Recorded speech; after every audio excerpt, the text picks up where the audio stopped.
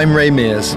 For over 20 years I've been exploring the natural world, and what fascinates me more than anything else are the secret lives of wild animals.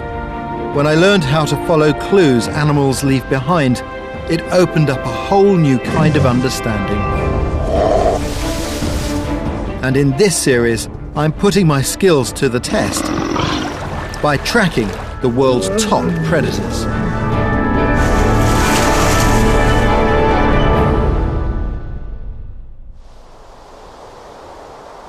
I'm in Canada. I've come here to track some of the largest land predators to be found on our planet, bears.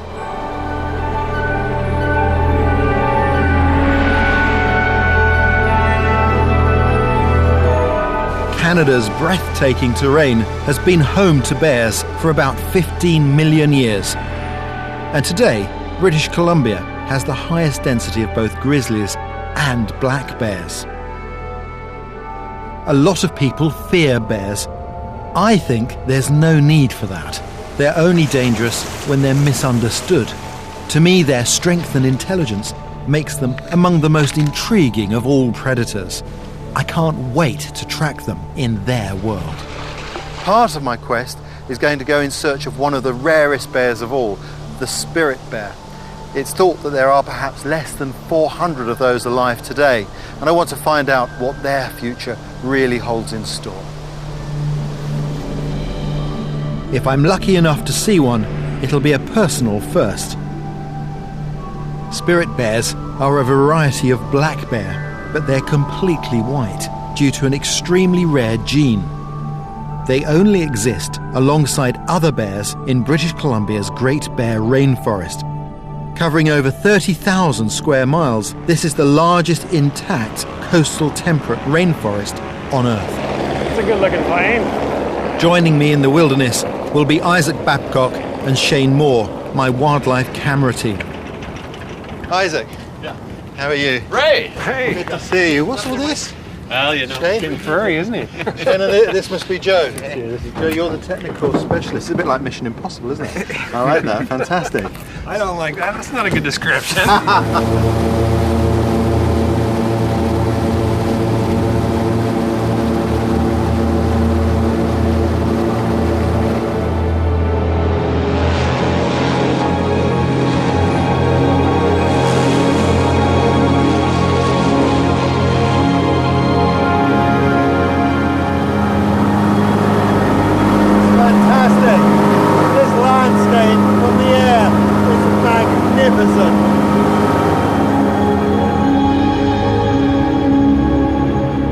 We're flying not just into backcountry, but to one of the most remote places on the planet. Where are we going? He doesn't know where we're going. If the pilot can find it, we're heading 300 miles north of Vancouver to a tiny fishing outpost called Klemtu.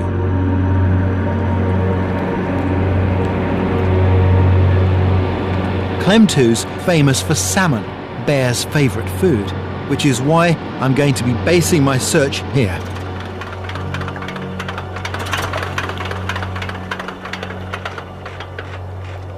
That's it. Time to unload. That's some flight. I tell you, these bush pilots they're a little bit crazy, but also incredibly skillful. Fantastic. Last piece, man. Yeah.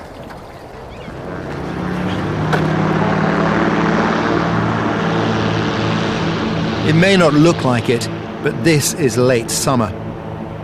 I've chosen this time to coincide with the peak of the annual salmon run, which should be in full flow right now. You can see the joys of British Columbia. It's really wet today. It's not going to be easy weather to work in. This is wet. It said rainforest. I guess we should have expected it. Where salmon go, seagulls follow. So first of all, I need to find a river with a lot of gull activity. How long have you been working this boat? 12 years now. And You know these waters very well. yeah, well, I've been fishing for about 45 years. You've been fishing 45 years? Yeah.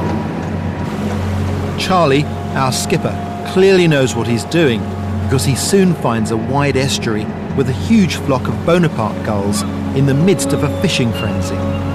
Where are we now, Charlie? Oh, we're just getting up to the top end of Mussel Inlet. Mussel Inlet. As we look for a spot to beach at, we're all overwhelmed by the sheer scale of the landscape.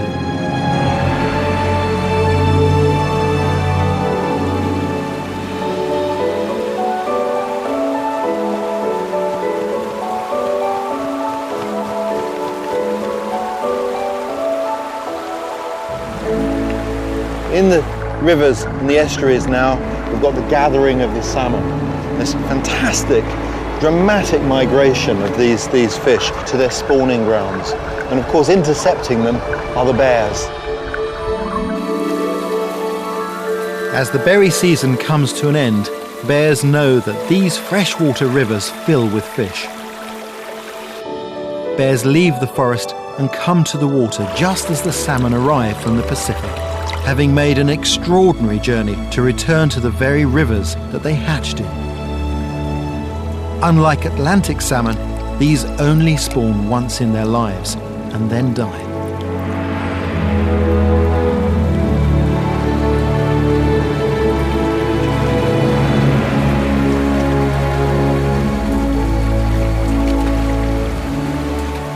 We land at low tide because in just a few hours, this open, flat area will be underwater and tracking impossible.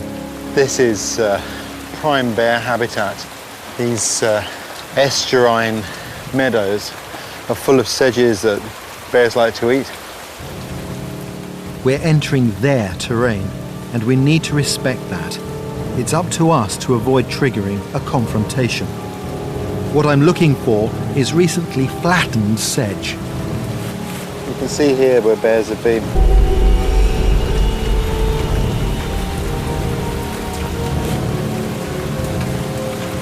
To go real careful in places like this though, it's very easy to bump into a bear. A bear can be lying down in this sedge and you'd never see him. Every year, 2 or 3 people are killed by bears. I think that misreading the situation is more to blame than animal aggression. It's critical that we don't surprise one. Look at this. Uneaten. What do you figure? I think we should probably be very careful. You see these fish here being brought up by bears. I wonder if this grass is kind of a natural fish Or trap. the tide maybe. Yeah. There's no bite marks. But it makes me a little uneasy. Be a bit careful. We have to remember that bears can sprint at 30 miles per hour. We'd never outrun one. There's a bear looking right at me.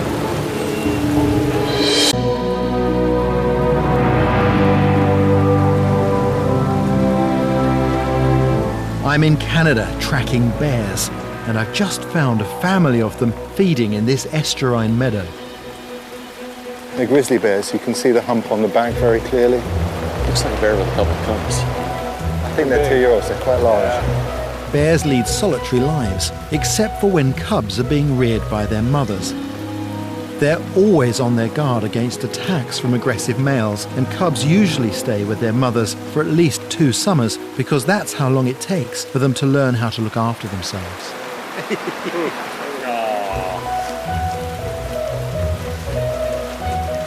Mothers and cubs form a very strong bond, and though grizzlies look playful, mothers can attack if they think their cubs are threatened, so we mustn't get between them.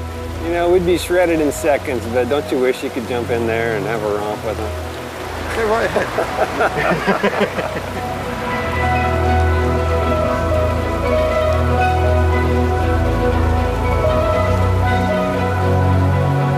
What they're doing here is foraging for salmon that have been stranded as the tide went out. You getting that, Isaac? This is great. Nice. Oh, wow. Having a little wrestle. It's fantastic.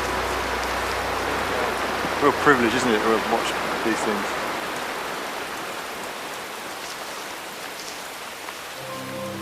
As the cubs play fight here, they're rehearsing how they'll defend their territory. Before next summer, they will have to leave their mother and fend for themselves. Eventually, they slope off to shelter in the undergrowth. It's a bear back there moving in the bush. It looks like, boy, it's a bigger, darker bear. 2 hours later, we spot a male grizzly a quarter of a mile up the river. He's about 4, has a distinctive ginger face, and also feasts on stranded salmon until something else takes his interest. Here he comes, here he comes. Oh, nice. He seems to be making his way to a fruit tree.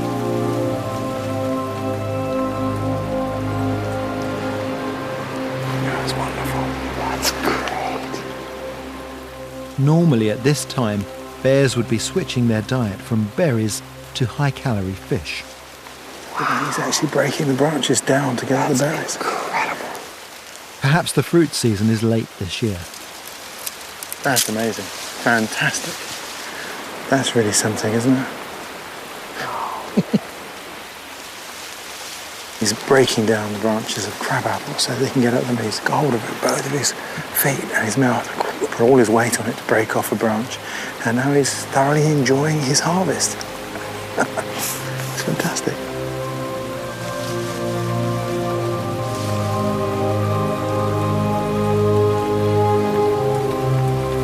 I think the tide's coming in, Ray, because my boots are filling up. I get my wire girdle.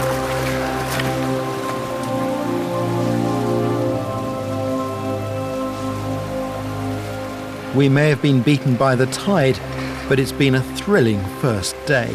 These estuarine fields really are bear paradise. With the new dawn, I'm going to return to Mussel Inlet, where we were yesterday, in the hope that tracking grizzlies will show me how they interact with other kinds of bear.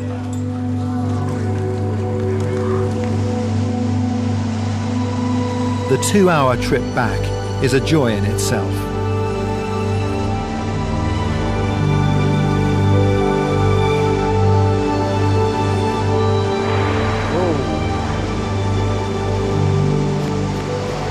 There's so much life here.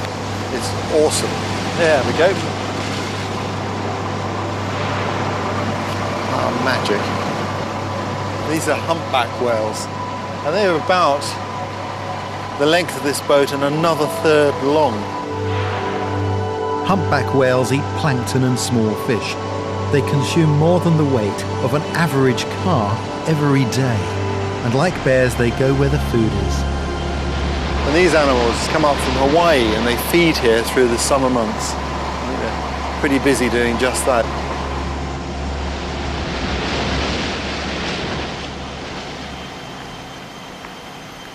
As soon as we make it back to the open sedge, I can tell that bears are still about. And right in front of me, there's an unmistakable flattened bear passage that we can track.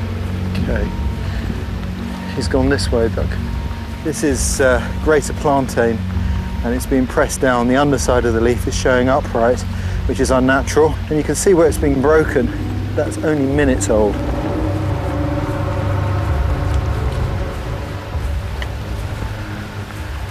This is the bear. He's come not down this way, he's come down this way here.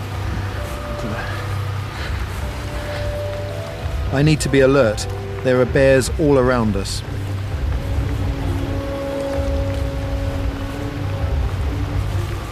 Yeah, this is exactly where the bear went. This is where he's gone.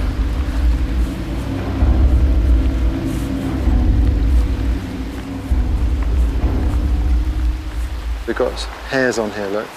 You've got them, you see where it's all rounded off? Mm-hmm. This is where bears have been rubbing up against it. Okay. The resin, and sometimes these hairs stick to the resin. If I pull that off and have a look, see it's a wavy hair, and the tip of it's a little lighter. That's a grizzly's hair. Joe's rigging up special remote cameras with infrared beams that will trigger if any animal approaches. We're going to leave them here to see if this spot is being used by any other kinds of bear. I think we're on a kind of bear corridor between two prime fishing spots. In fact, I'm sure we are, because there's the acrid, musky smell of bear all around. And on the ground, an enormous grizzly footprint. This is very fresh. This is the front foot here. There's the palm and here are the toes. You can see the toes are almost in a straight line. That's very fresh sign indeed. And just over the river from the corridor, there's the ginger-faced grizzly we saw yesterday. He's just gone into like a gully behind some willows there, and I think he's going to pop out down here. He seems anxious now, clearly thinking about fishing, but for some reason isn't. He's having a good look, intently watching the side of the river. He's peering about nervously, sniffing the wind. He's frightened by something and is making quite an effort to skirt round the water's edge, almost hiding in the bushes. The mother and cubs we saw have caught wind of something too and are running for cover.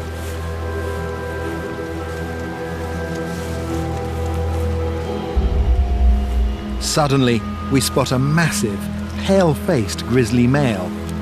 They're scared he will attack them. And this is a bigger bear than we've seen so far. Like a heavyweight boxer, he's more self-assured. After all, he's a third bigger than the average female, and his hump is pure muscle. As the largest predator around, he can kill anything in his way. And when it comes to fishing spots, there's a strict hierarchy.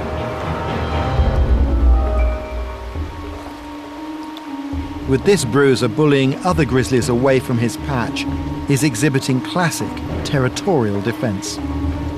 But the next trespasser on his turf is Shane. Okay, buddy. We're just going to ease off to the side here.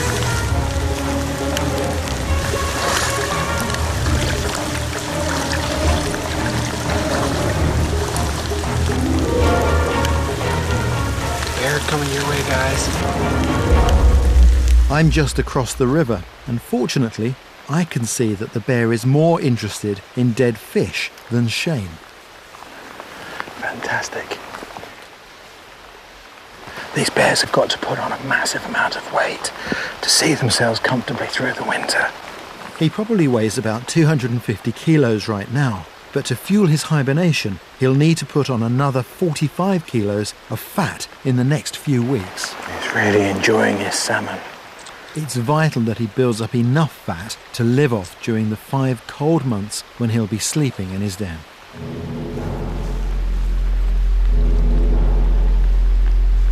Without warning, he makes a lunge for the river and starts swimming for our side.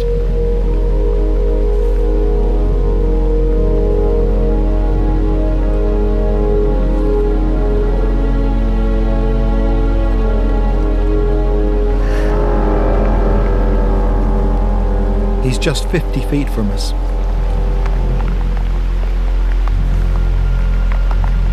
This bear could well come along here now. So I think what we'll do is we'll just gently back off. We have to make sure that we're not blocking where the bear wants to go. What I don't want to do is put myself in a situation where I'm in a bottleneck.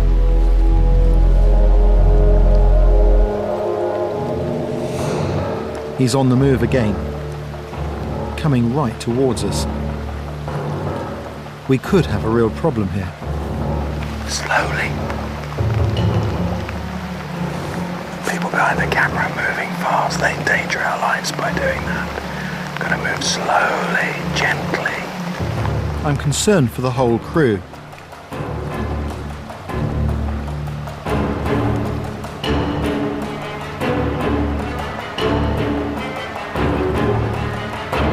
The bear is less than 20 feet from us.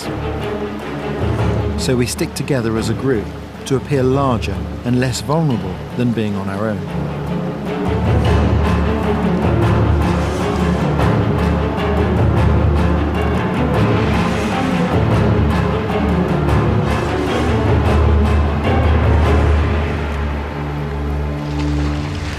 There you go. We didn't pose a threat to the bear wasn't in the least stressed. This is their domain, and if you treat them with the respect that they deserve, you shouldn't come to any grief.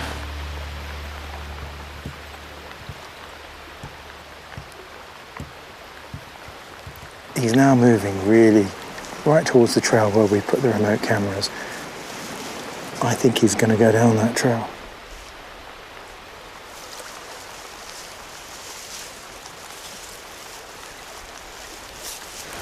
I can't believe it.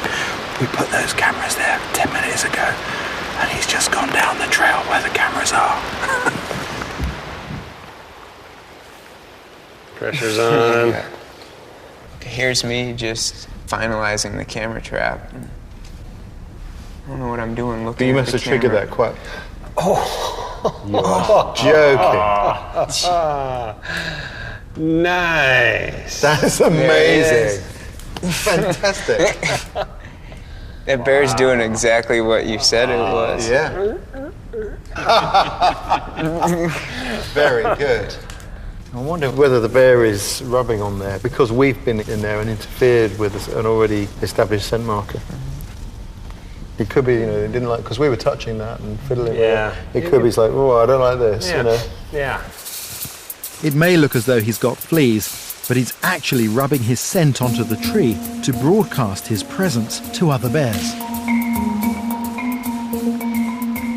The remote cameras also revealed that no black bears are using this corridor. The question I really want to answer now is, where are they? I'm going to press on up the river from this rubbing tree to find out how far the grizzly territory extends. A bit more flow in the river here.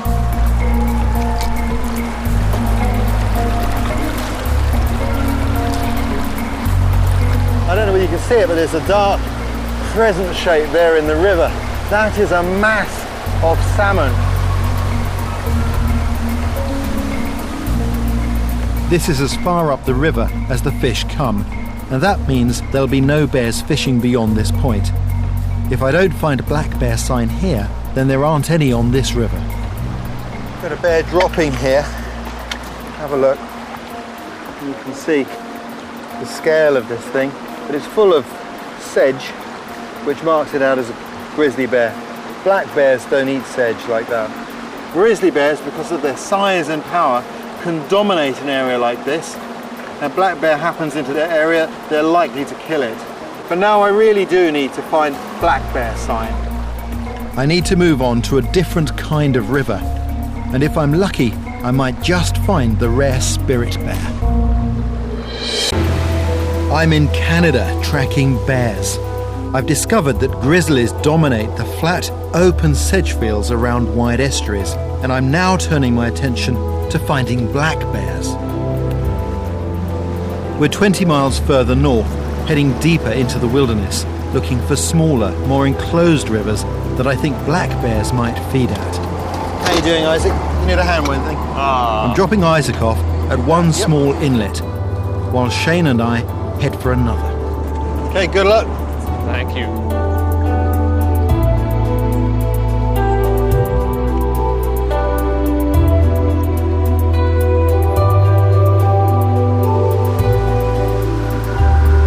Well, it's another sunny day in paradise. I'm really going to have to make sure I keep the sunscreen on today. This is a very different river. This little inlet here is tiny, and that bodes well. There's a lot more cover here. I think this potentially could be a lot better for black bears. The amount of cover means they'll feel less exposed when they come to fish, and therefore less at risk from the grizzlies.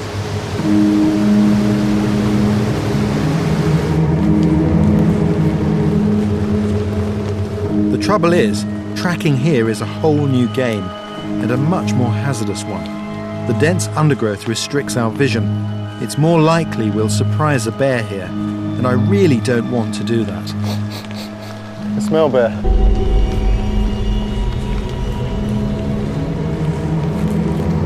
Claw marks.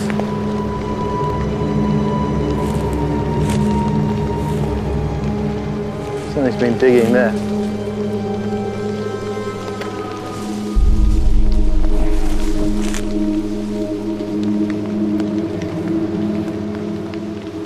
Now that's completely different to the hairs that we've seen. See, that hair's long and straight, much more wiry. It's not the curly hair that we saw from a grizzly bear. That's a straight, wiry hair. That's a black bear hair. That's a good sign. 5 miles south of where I am, the inlet we dropped Isaac off at looks promising. Look at them all piled up right there. If I was a bear, this is where I'd come to fish. I mean, even I could probably grab one of those.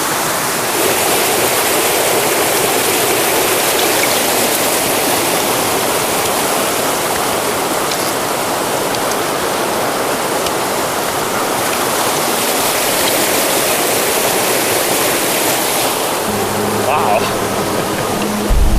Now that's something I've never done. But look at this. It looks like the bottom of the river is black with black rocks, but it's not. It's all fish.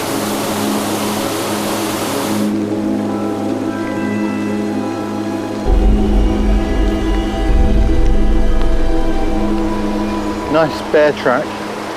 If you look at the toes, they're forming quite a strong arc, and that's an indicator that this is a black bear trap.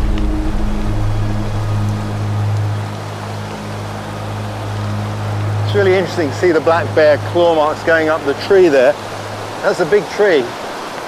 Black bears have got much shorter claws than grizzly bears, and that's one of the reasons they're such good tree climbers, and it's a tremendously important survival strategy for them. Young cubs can stay safe by going up the trees away from the dangers of encounters with other species of bear like grizzlies or big males.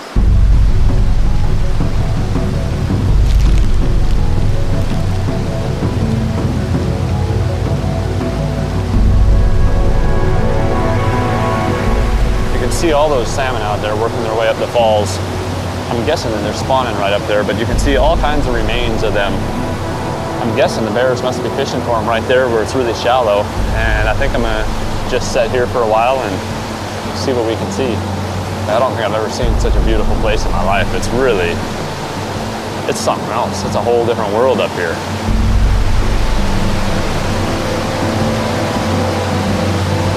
This location is looking really good. I found lots of black bears sign. There's no trace yet of spirit bears, but I'm hopeful.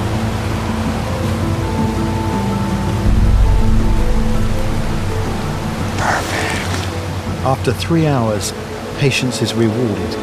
Great.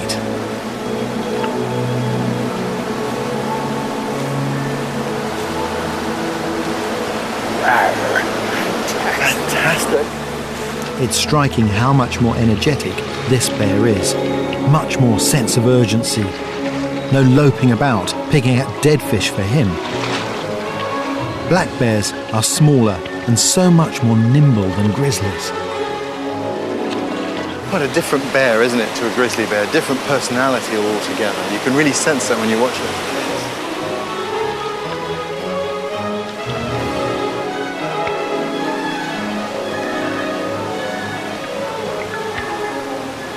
It's fascinating to see how he's actually eating the salmon.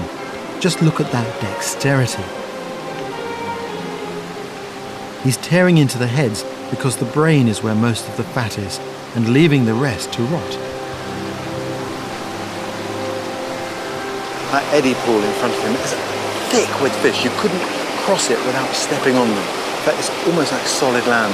He's so excited with his fishing, and he just snatched one out there.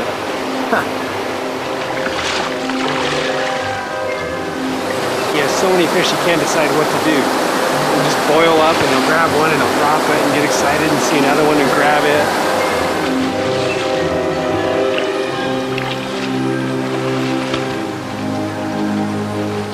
He's like an alcoholic let loose behind the bar. So I'll have a little bit of that and a little bit of this. It's fabulous to watch.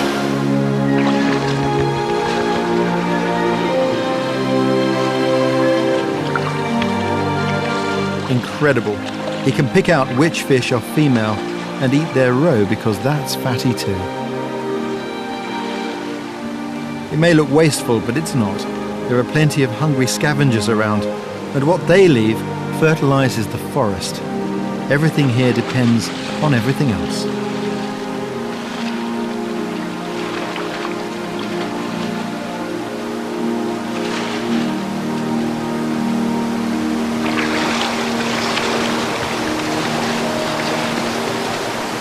scent's going that way. Just caught our scent on the wind.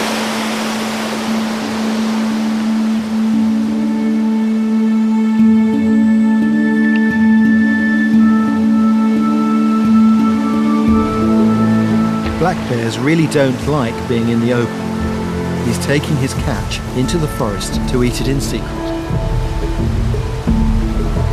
And at Isaac's fish graveyard, another visitor shows up. Beautiful. You can see why black bears are such good tree climbers. Look at those claws. That's pretty neat for me. I mean, that's one of those things I dream of seeing back where I come from. I don't know, that's something pretty special, I think. This bear is about 3, a little older than the grizzly cubs we saw. He's pretty hopeless at fishing though. Might be an orphan that's never learned properly. He can't seem to coordinate his pounces at all.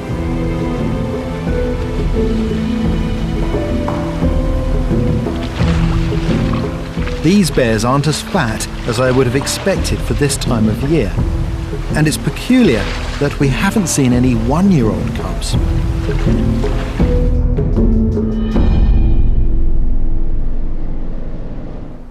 I'd hoped to find lots of cubs being taught to fish by their mothers. And the more I think about it, the more it worries me. We didn't see a single 1-year-old grizzly cub either, only 2-year-olds. What could possibly have happened to this year's cubs? I'm hoping that top local guide Doug Nieslos will have the answer. Doug, the bears are pretty dependent on the salmon. How have the salmon runs been recently? Well, it's not so bad this year. I think the salmon run's pretty good, but last year was a terrible year for salmon. It's probably one of the worst I've seen in 11 years I've been working on the coast. I think the commercial fishing is probably taking a lot. There's obviously fish farming, there's global warming. And what was the winter like here last year? It was the first time in 11 years I've seen bears hungry and looking for food. We've even had reports that this past winter that some bears didn't even hibernate because they didn't eat enough food. So we think a lot of them died off in the dens. I'm shocked to hear this news. If a poor salmon run last year led to bears dying of starvation over the winter, that might explain why we've not seen a single 1-year-old cub. If overfishing is even partially responsible, then I'm upset, because that's avoidable. If the bear population here has been hit, what does that mean for the already rare spirit bear? The spectacular waterways and pristine forests of British Columbia's Pacific coast are home to the only spirit bears on the planet. Even though they are completely white, spirit bears are actually an extremely rare type of black bear. Just a handful of black bears carry the spirit bear gene, and when they get together, their cubs have unmistakable, pure white fur. It was thought that there are about 400 spirit bears, but last year's poor salmon run may have led to bears starving to death. I've no idea how the spirit bears may have been affected, but I'm now determined to find out. They could be up any of these tiny river inlets. When I'm searching for an unknown in a landscape, I have this rule that I spend 10 minutes in an area, and no more than that, to find some sort of obvious sign. And if I can't find anything, I'll move on to somewhere else.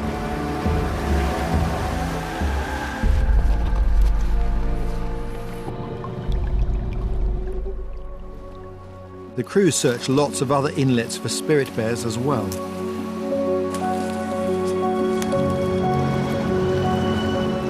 I'm convinced we'll find spirit bears in the same kind of habitat that black bears occupy.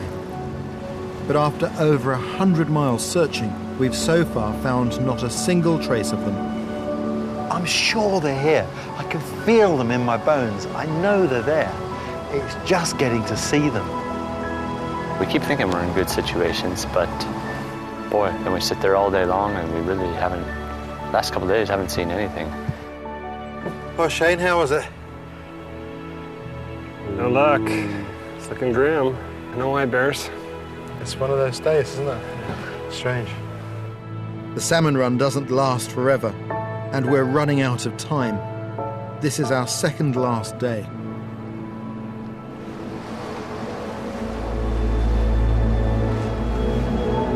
Then I spot something moving near this little hunter's cabin. There he is. It's fantastic. It's a good-sized black bear, lolloping towards that stream by the looks of it. They always look as though they got baggy trousers on. He's disappeared up the stream, but that's okay. We've got a lead, and that's the main thing. Where there are black bears, there could also be spirit bears. It's a very good sign. We're a very long way from our lodge now, and as this hunter's cabin is owned by the locals we're with, we can overnight here and steal a march in the morning. Wow, this looks like a bit of all right. That's great. Wow, this beats a tent. Wonderful. Well, it's a bit like looking for a needle in a haystack trying to find these white bears. Everything looks right. I'm puzzled.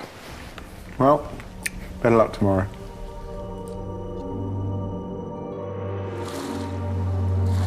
Beautiful day, isn't it? Good. We rise early and start investigating where we saw the bear yesterday. You can see a few marks here showing on the logs. Is that claws, you think? Yeah, and you can see the passage of things there. Look, look, fresh sign. And we've got ground marks. Look at that. That's fresh. You can see the very sharp line where this stick was pushed into the mud there. That must have been yesterday, or even maybe early this morning. A lot of marks there at the base of that tree. Maybe I'll just check that out and see if there's any rubbing. You can see this all been smooth, but I don't know whether I'm going mad. But am I wrong in saying that that's a white hare? I think it is. That's amazing. Look at that. That could be the first tangible evidence of the presence of a spirit, That is spirit definitely a bear. white hare. That's a white hare. This is fabulous news. Now we know we're in the right place. The trail goes on up there. So we found this hare. It's very light. It's either white or very light blonde. In some places, the forest gets so dense, visibility is practically zero. We could be just feet from a bear. We shouldn't really be doing this at all, but I can't turn back now. There's another white hare. This trail is our best chance yet.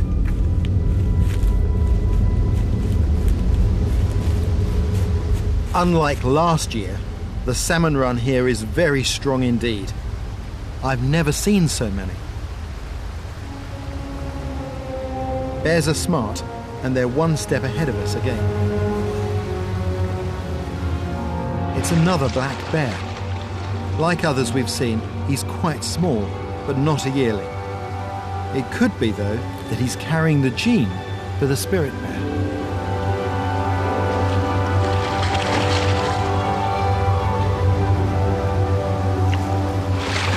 James just a little further up the trail.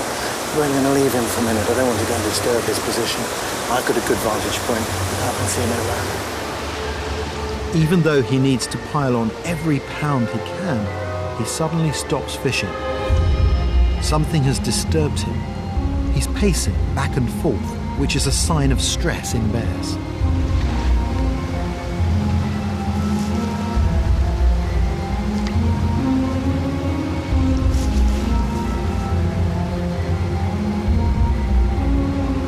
A little downstream, a black bear with a pale nose appears, but he's so frightened he doesn't even begin to fish.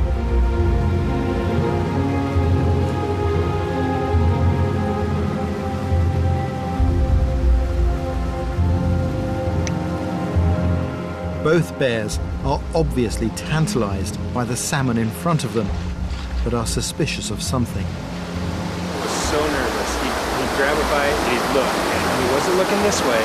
Everything he's looking behind him in the bushes. Just, he's paranoid something's going to come charging out at him.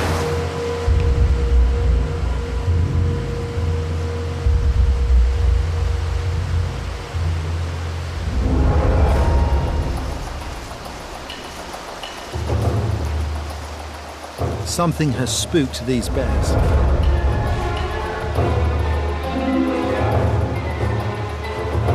Then I discover what might be behind the bear's distress. That's a really interesting track. You see there, that's bear track. That's a grizzly bear track. Toes are virtually in a straight line. That might be why we're not seeing many black bear or spirit bears here, because the bears may be nervous. With the grizzly here, be trying to dominate the area. It's quite a big bear, though. This is the last thing I wanted to find. After days searching, we've seen only 2 more black bears. And to my horror, I've now found evidence of a grizzly in an area traditionally occupied by black bears.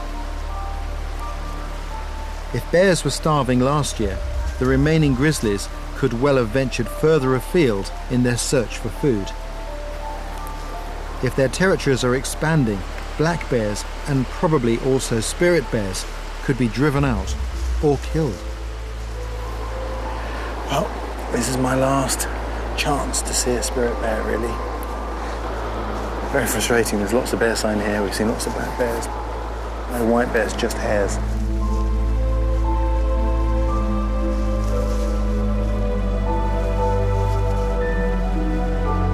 This bear has now resorted to getting protein from the maggots crawling over a rotting salmon carcass.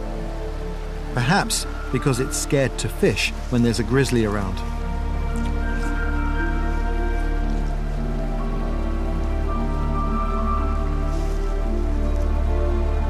It just goes to show how precarious the balance of nature is.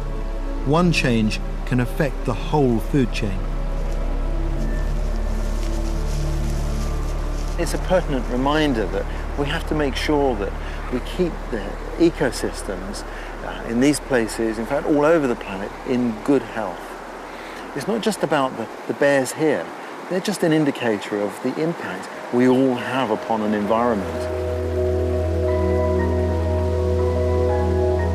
Then our attention is taken by a mysterious white beast.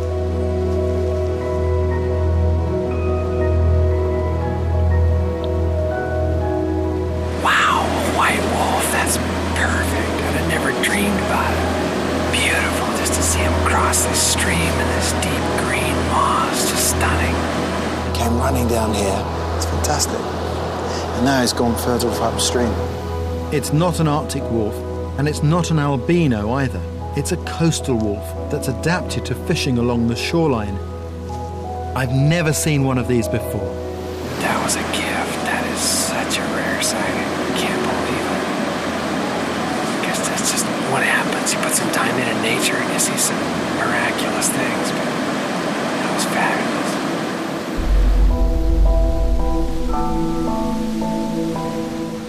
Tracking animals in a wilderness like this is always full of surprise glimpses into an extraordinary secret world.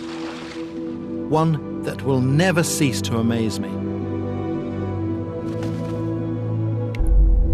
As we load up to leave, I'm disappointed not to have actually laid eyes on a spirit bear.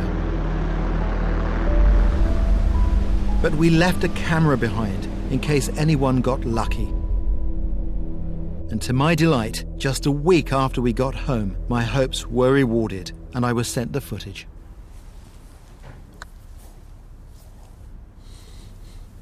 Well, that is incredible. A completely white black bear. That's fantastic. I wish I'd seen this with my own eyes, but even so, it completes the project. And of course, it's proof positive that these bears are still there.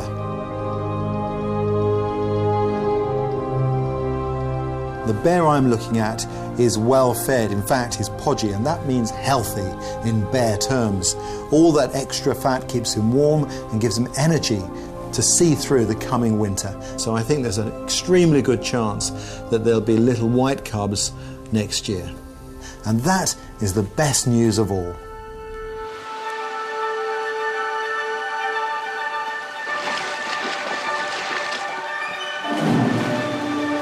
To me, this creature is a symbol for the future. I want the legacy we leave to be a world full of diversity, And what could be more persuasive than seeing this magnificent, rare animal alive in the wild?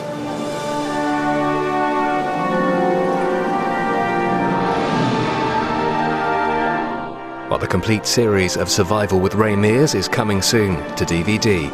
Next, a poignant end for foil. We're entering a new world. I'd agree. Do you refuse to let go of the old one? Unfinished business? I thought you'd retired. Oh, not quite the case. Resigned. And with his bags packed for America, it's the last in the series of Foyle's War.